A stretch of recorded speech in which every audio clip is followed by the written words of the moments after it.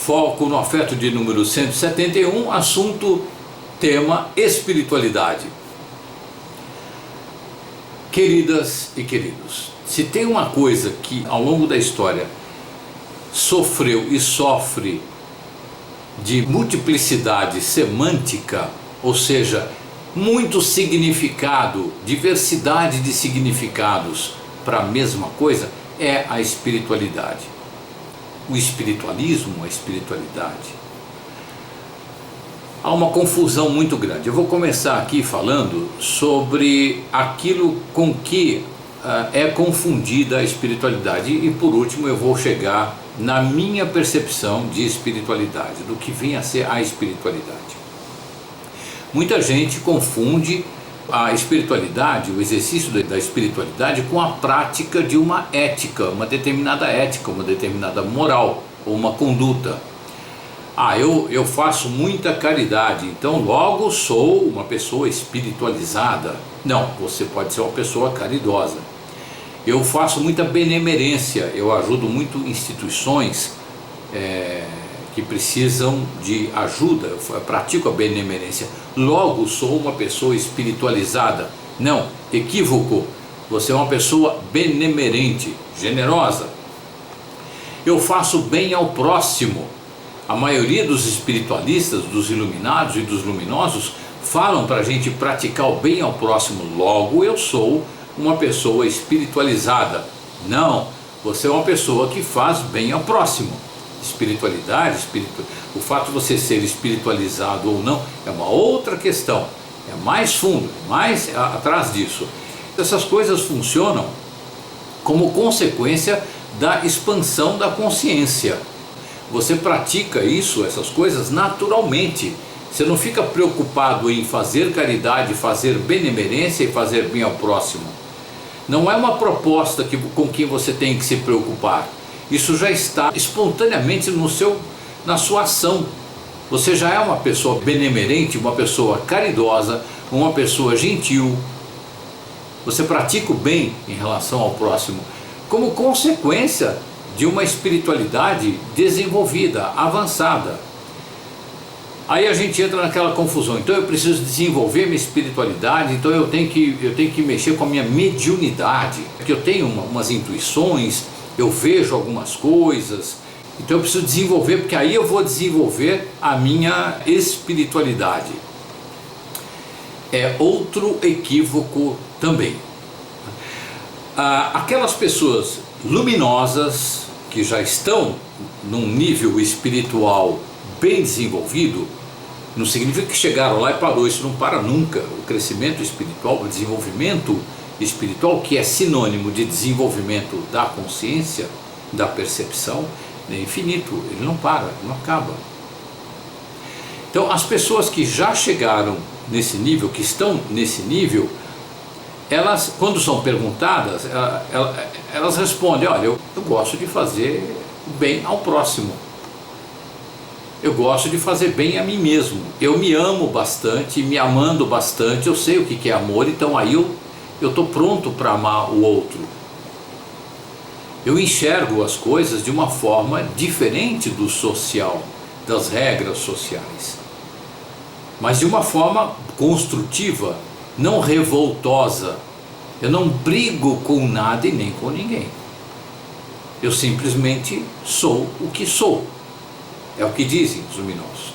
Aí as pessoas não tão luminosas começam a copiar o comportamento dos luminosos e aí eles elaboram uma ética. Eles praticam a caridade, eles praticam a benemerência, eles fazem bem ao próximo, eles isso, de repente o cara lá, ele come carne, ou ele não come, então se ele não come carne, então não é, se eu não comer carne eu vou me tornar, claro, uma pessoa espiritualizada. E põe lá um monte de regras de comportamento. E isto é regra de comportamento do ego. O ego, ele por si só, agindo por si só, ele não vai nunca chegar na luz. Ele será, sempre é, iluminado pela luz. Essa luz o que é? É o ser. É tudo aquilo que não é o ego. Nós vamos falar isso com detalhe daqui a pouquinho. Então, não adianta a gente ficar com os 10 mandamentos, ou os mandamentos do não sei o que, ou da regra do Bhagavad Gita, da cultura tal, do Lao Tse, de não sei quem. Não é regra. Aquilo é quando você atinge a luz, você age daquela forma. Não adianta eu agir daquela forma sem ter a convicção. Eu vou agir por convenção. Aí aquelas regras vão significar o que para mim? Mais um superego repressor. Porque eu estou seguindo uma regra. Eu não estou sentindo, eu não estou conectado com aquilo. Daí vem o grande equívoco, gente, daquelas pessoas que aprendem na aula de religião que não se deve fazer tal coisa. E a pessoa aprendeu, fez o exame, respondeu certo, passou, ganhou diploma de conhecimento da religião. Aí vai e comete o tal do pecado. Mas como se ela aprendeu? Então tem que ser punido. Então é um pecado isso, pecado aquilo, é imperdoável, não sei o que. Ela não. A pessoa aprendeu uma regra, ela não tem a consciência. O crescimento espiritual não vem de fora para dentro. Não é uma coisa que eu leio, poxa que bonito, vou fazer igual. Não. Não. Eu poderia até viver um pouco melhor se aquilo me fizer bem. Mas não necessariamente. Não é de fora para dentro, é de dentro para fora. Mas como é que consegue ser de dentro para fora? Nós vamos chegar lá, aqui na nossa conversa. Estou dizendo que não é. E é importante falar do que não é. São regras, regras e regras e regras. A regra vale muito para o convívio social, porque o nível de consciência é diferente. A gente tem níveis de consciência diferentes em relação às outras pessoas. Então é necessário, os 10 mandamentos, aquilo era extremamente necessário para um povo que estava ali, selvagem, brigando, não é? Atravessando o deserto, todo mundo morrendo de fome, então precisava daquelas regras ali, para botar ordem naquela bagunça. Lei é importante para isso, mas não tem nada a ver com espiritualidade. Eu quero deixar muito claro, bem-humoradamente, muito claro, gente. É um grande equívoco, ajuda no relacionamento entre as pessoas, por causa da diferença do nível de consciência, mas não quer dizer crescimento espiritual. Outro equívoco também é que, desses pregados pelos fazedores de dogmas e regras, ao sofrimento é a porta mais ampla para você atingir Deus, é o caminho mais curto para você chegar a Deus. Não tem nada a ver com isso, porque não é o sofrimento, não tem nada a ver, isso não tem nada a ver. É a expansão da sua consciência, e só tem um jeito de fazer isso. Talvez o sofrimento, aquele sofrimento físico que você tem, faz aquietar o ego, ou seja, ele faz o trabalho que você não fez com meditação a vida toda. De repente você tem uma dor que não passa, um mal-estar, você vai tendo insuficiência vital, chega uma hora que você fala, puxa vida, tudo que eu quero é respirar à vontade, porque quando eu respiro dói, quebrei uma costela, eu tenho um problema no diafragma. Aí tudo aquilo que você tinha de raiva, você desliga de tudo aquilo, porque o seu ego está saturado, ele não tem energia para vibrar nada além do impulso vital. Opa, acabei de definir o estado que a gente fica quando medita. A gente não dedica nenhuma energia para nada a não ser para o fluxo vital. Então o ego não tem tempo para raiva, não tem tempo para isso, não tem tempo para aquilo. Então o sofrimento traz a evolução espiritual. Não é por aí. Se for pela meditação, aí é outra história. Agora, quando é pelo sofrimento, passou o sofrimento, se a pessoa não pratica o contato com ela mesma, volta tudo igual.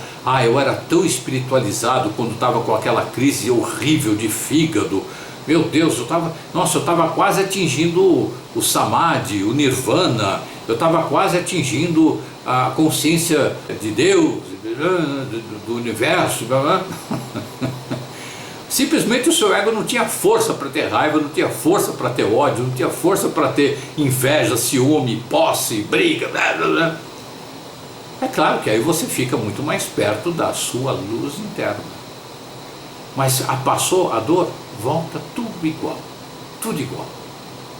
Não quer dizer que você volta um pouquinho melhor. Você fica um pouquinho melhor, poxa, passa uma semana, duas e tal, mas depois, se você não pratica o principal, volta tudo igual. Na meditação não, na meditação você está em contato. Você todo dia pratica meditação. Todo dia você cala a boca do seu bichinho selvagem que é o ego. Ele fica quietinho ali, do mesmo jeito que ele fica quando você está com uma crise de rim, por exemplo, dor nos rins, pedra no rim, que é uma das piores dores que existem, segundo os médicos, e quem sofre também, né? A não ser que você medite, a não ser que você tenha contato com você mesmo, não tem expansão de consciência. Você pode ler quantos livros você quiser, você pode fazer o caminho de não sei quem, o caminho da baleia que medita junto com as hienas, e dali sai um canto maravilhoso, que é todo mundo que faz aquele caminho, muda o significado. Isso tudo é muito bom para adestrar um pouco, distrair um pouco o ego, mas não vai aumentar a sua luz. Se você fez a caminhada, se você fez isso ou aquilo, e durante a caminhada você teve contato interno, você olhou para dentro, pronto, aí você está trabalhando no desenvolvimento da sua consciência. Mas você pode fazer aquele caminho porque todo mundo faz, e fazer o caminho por fazer o caminho, não vai acontecer. Você vai ficar com o pé inchado, vai ficar com calo, vai ficar cansado, vai ter um problema no joelho, assim. Ou vai se divertir, vai comer em bons restaurantes pelo caminho, ou vai comer muito mal durante o caminho para dar valor aos restaurantes 5 estrelas que você frequenta, por exemplo, não é? Mas de crescimento espiritual ali não vai acontecer nada, necessariamente nada. Continuando com aquele equívoco que citei no começo, então eu preciso desenvolver a minha espiritualidade. E muitas vezes desenvolvimento de espiritualidade está confundido com desenvolvimento de mediunidade. Eu tenho contato com espíritos, eu recebo o espírito. Isso não tem nada a ver com espiritualidade, o crescimento da sua espiritualidade. Você tem contato com espíritos. Isto é mediunidade, isso é uma outra história. Eu tenho vidência, eu vejo espíritos, eu vejo energias. Pô, que legal, bacana. Mas não tem nada a ver com o crescimento da espiritualidade. Isto é mediunidade. Isto é um fenômeno da sua biologia. Como a gente está em estado de praga biológica, a nossa espécie está bem lesadinha de consciência, a gente não percebe um monte de coisa que era para perceber. O cachorro escuta você chegar a 2 quarteirões de distância, ele tem um olfato perfeito, mesmo estando vivendo aqui no meio da gente. Imagina no mato, na selva. Os bichos têm uma percepção imensa, e a gente perdeu a nossa visão, nossa percepção. Os bichos veem aura, a gente parou de... Porque a aura não é uma coisa da espiritualidade, é uma coisa que está lá, é o calor do corpo. O som se propaga, é questão de ouvir, de ter a capacidade de ouvir. Mas a gente embotou isso ao longo de 100 mil anos que estamos aqui nesse planeta, em estado de praga biológica. Então, eu tenho clareaudiência, eu escuto. Os elefantes, eles conversam entre eles a 5.000 quilômetros de distância, com ondas bem graves, sonoras. A gente também, não sei se 5.000 quilômetros, mas a gente tem uma audição muito boa. Dá para ouvir coisas que não estão nem sendo ditas nesta nossa chamada 3D aqui. Dá para ouvir coisas que não estão óbvias aqui, que a maioria das pessoas não escuta, mas você, estando na sua excelência biológica, em contato com você mesmo, você escuta tudo isso. Então não é nem um fenômeno.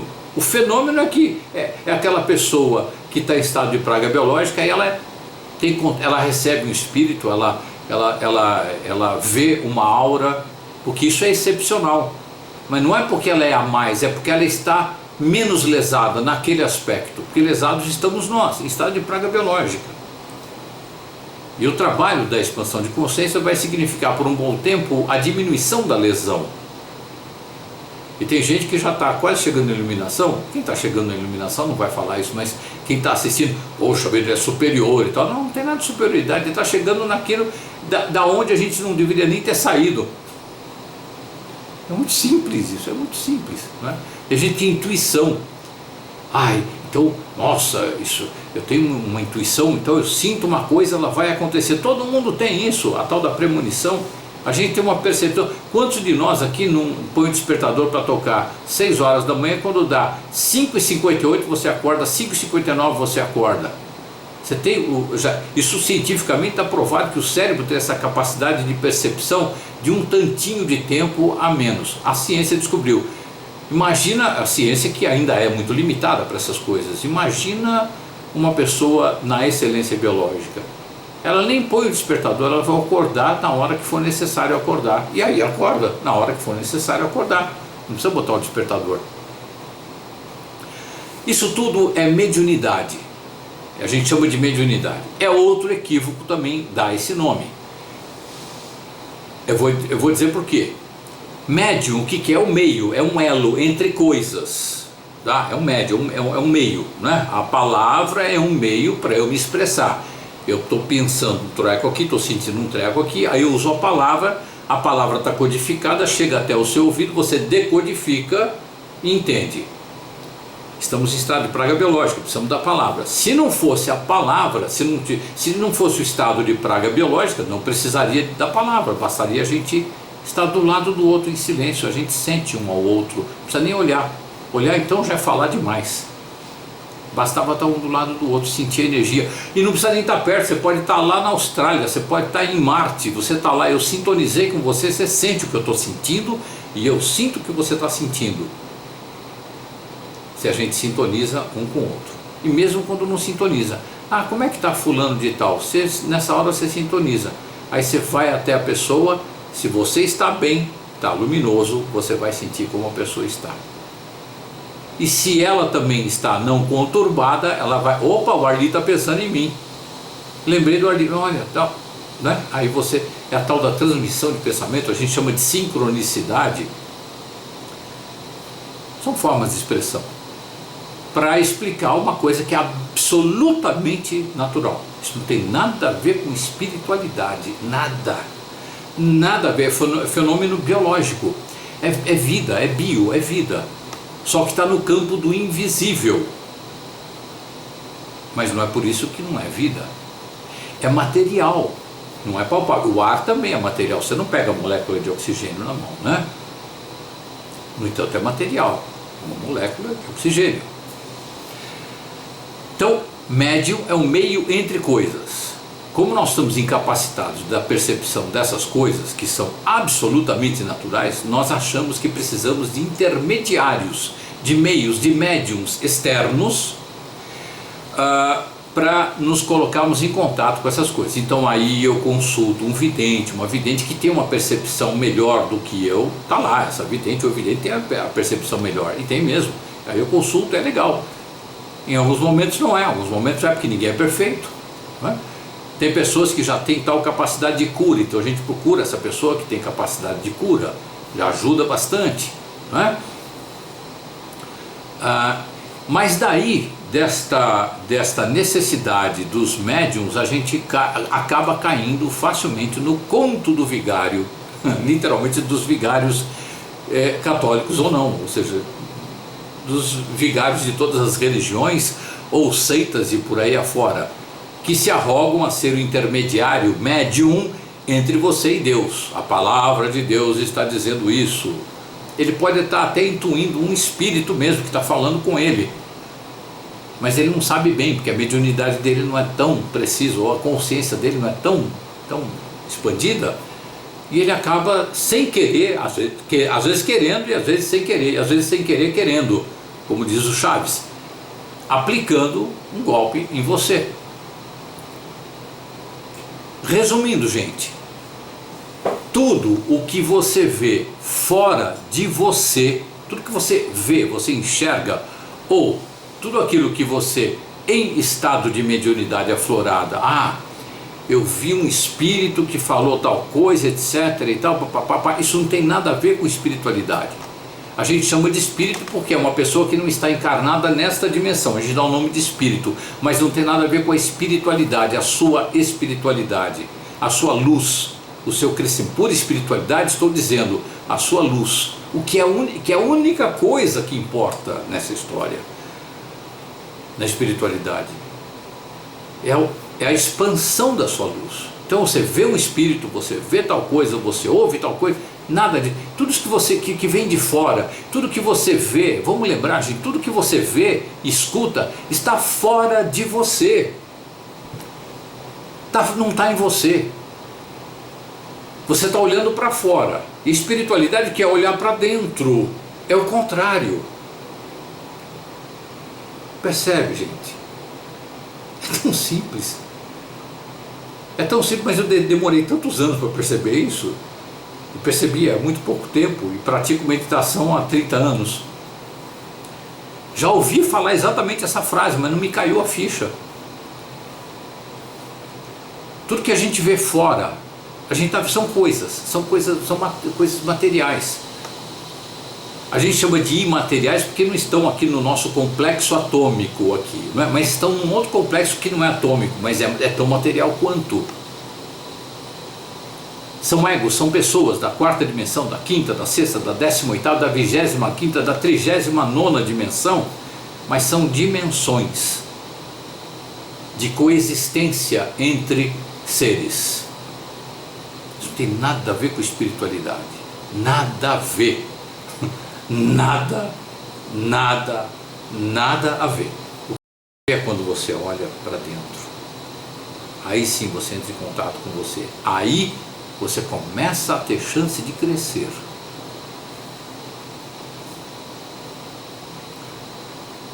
A sua espiritualidade nasce e se desenvolve a partir do que você vê quando olha para dentro de você.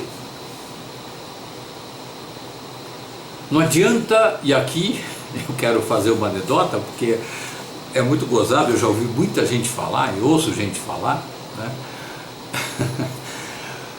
Tem gente que chega e diz, olha, eu tenho 15 conexões com 318 subpontes interdimensionais e eu sou governador de um imenso setor do universo que é baseado nas réplicas de coexistências intermináveis de todos os seres juntos. Uau! Como você trabalha, hein? Você trabalha bastante. Isso não quer dizer que é mais evoluído, menos evoluído, tem mais consciência ou menos consciência.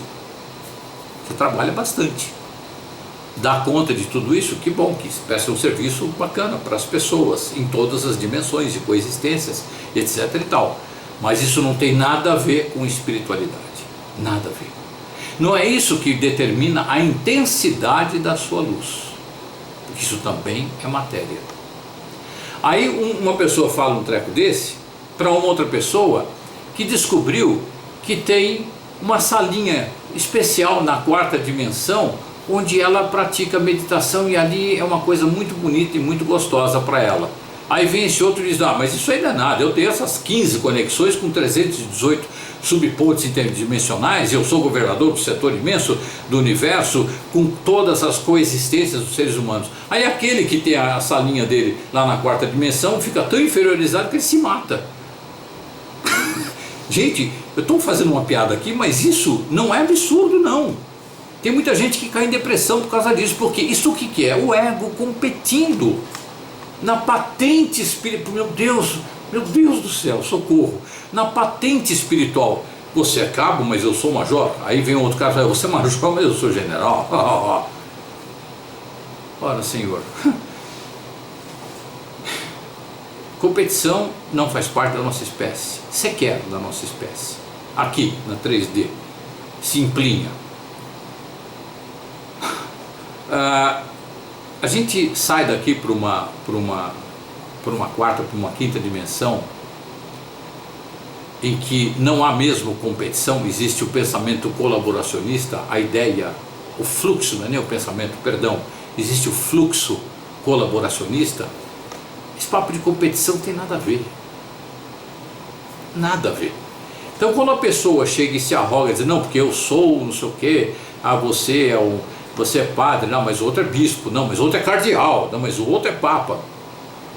Isso tudo serve para competição, para disputa de poder aqui na nossa terceira dimensão aqui. E eu repito, poder. Quando o poder entra por uma porta, o amor sai pela outra. Então não é amor, não estamos falando de amor. E quando você vive a expansão da consciência, você desperta, a primeira coisa que você desperta dentro de você é o amor incondicional. Você ama você incondicionalmente. Você nem se identifica com seus erros. Você se ama, você se acolhe, você se gosta. Você se percebe. E você faz a mesma coisa com todo mundo. Por mais diferentes que sejam os níveis de consciência, você é capaz de ter um olhar mais profundo e ver atrás do comportamento daquela pessoa. Ela está agindo de acordo com o nível de consciência dela, mas ali está um ser que é luz, está expandindo a consciência. Ainda não vê algumas coisas que eu vejo, assim como tem seres me olhando com a mesma compaixão. Ele ainda não está vendo o que um dia verá, por isso está fazendo o que faz. Está todo mundo nessa, gente. Então eu quero deixar como mensagem bem claro aqui, que tudo que você vê fora não tem nada a ver com espiritualidade. A espiritualidade sim está na luz que você trabalha, na expansão da sua consciência, a partir do momento que você olha para dentro. Quando você vê fora, você está vendo coisas que não tem nada a ver com a espiritualidade. Você pode até ter um olhar para essas coisas motivado, abençoado pela sua consciência, mas não é espiritualidade. A espiritualidade é o seu crescimento, é o seu estado, seu estágio, seu crescimento. Prática da espiritualidade é o convívio íntimo seu com você mesmo. E aí só tem um jeito de praticar isso, gente, que eu conheça. Se alguém conhecer outro, por favor, me diga. Que todas as culturas acabam, de uma certa forma, pregando isso, mesmo aquelas que são ritualísticas disso ou daquilo, as culturas que a gente chama de mais sutis, não é? Que tem uma abordagem mais sutil em relação a si próprio e ao outro, que é a prática da meditação. Eu quero falar um pouquinho sobre meditação, já que a gente daqui a pouco vai entrar em meditação. Já vou aproveitar, tem tudo a ver com o assunto da meditação que nós vamos fazer, e tem tudo a ver também com o que eu venho falando sobre a prática, a única prática religiosa, que religa. Religião, se eu vou me religar, eu religo o quê? O que pressupostamente estava desligado, então eu vou ligar, eu vou religar. Por que a gente precisa de meditação? Porque a gente se desliga com facilidade. Num lugar em que você vive, que você não se desliga da essência o tempo todo, você não precisa da meditação. Você vive em estado meditativo constante. A meta da meditação é fazer com que você fique soberano, o seu ser fique soberano em relação ao seu ego o tempo todo. O seu ego, ele acata, ele obedece, ele é a ferramenta, ele aceita isso prazerosamente. A intuição que vem do seu ser. Isso é o estado meditativo. Quando você acabou a meditação, você está naquele estado que é meio um barato, dá um barato, você fica meio, a gente chama meio zen, e é zen mesmo, você está em contato com todo ali. Aí você tem a percepção do que é para ser feito, você nem pensa, não precisa pensar, é agir, é fazer ou não fazer. Não é? Então a gente precisa da meditação porque a gente está desligado. A meditação é religar. Então eu pratico meditação de 10 minutos, de 15 minutos, 1 hora, 10 horas, para que eu fique cada vez mais ligado na minha essência. Chega uma hora, chega um dia de tanto fazer isso, eu fico ligado na minha essência o tempo todo. E aí é o que se chama pessoa luminosa, é o cara que atingiu o samadhi, é o sujeito que atingiu a iluminação. Eu chamo de pessoa luminosa. Ela não, o ego dela está iluminado pelo ser. Ela não tem, a gente costuma dizer que não tem mais ego, não é? Não, tem ego sim, só que ela tem um ego que não age por si próprio, não ousa agir por si próprio, sabe que é ferramenta. Ele sabe que é uma ferramenta, ele não tem mais desejos. Porque ele não tem tempo de ter desejo, porque ele está satisfeito o tempo todo. O Osho parece que fala que o desejo é uma necessidade que enlouqueceu. É uma frase maravilhosa. Então, quando eu estou luminoso, eu não preciso mais ficar... Não dá tempo de eu desejar as coisas. Eu tenho a percepção daquilo que eu necessito e realizo o que eu necessito ali. Uma convivência absolutamente harmoniosa e pacífica comigo mesmo o tempo todo, de tanto meditar. Então nós, ainda, entre aspas, réis mortais, estamos procurando disciplinar o ego. A gente precisa praticar meditação o maior tempo possível, o maior número de vezes possível, para que a gente fique a maior parte do tempo em estado meditativo. Quando eu saio do meu estado meditativo, eu me desliguei. Um tanto, 100% nunca existe, mas desliguei um tanto da intuição, da percepção, dessa luz, dessa consciência. Essa consciência fica meio distante, o ego fica medroso. Basta acontecer alguma coisinha instável do lado de fora, o ego já fica, não, mas precisa fazer tal coisa, tem que tomar tal providência, tem que fazer assim, tem que fazer assado, cuidado do meu corpo, não, tá, é uma ameaça. Está desconectado, medita e fica em estado meditativo e deixa acontecer. O ego deixa acontecer, porque quem tem que orientar o que o ego vai fazer é o ser, é a intuição. Por isso, a prática da meditação, para que a gente fique nesse estado religado. Eu espero ter sido claro. Hoje as nossas perguntas, eu espero que sejam bem, digamos, caprichadas nesse sentido de vocês perguntarem aquilo que não ficou claro, e fiquem bem à vontade para questionar e perguntar, porque é um assunto, embora pareça simples, é um assunto complexo, tornado complexo pelo número de equívocos que foram fabricados em torno dele. Porque no fundo é uma coisa simples, você pratica o silêncio, e agora eu vou explicar a prática, o ato da meditação. Você senta de coluna ereta e ali você não faz nada. Naquele momento você não vai fazer nada, não vai ficar coçando,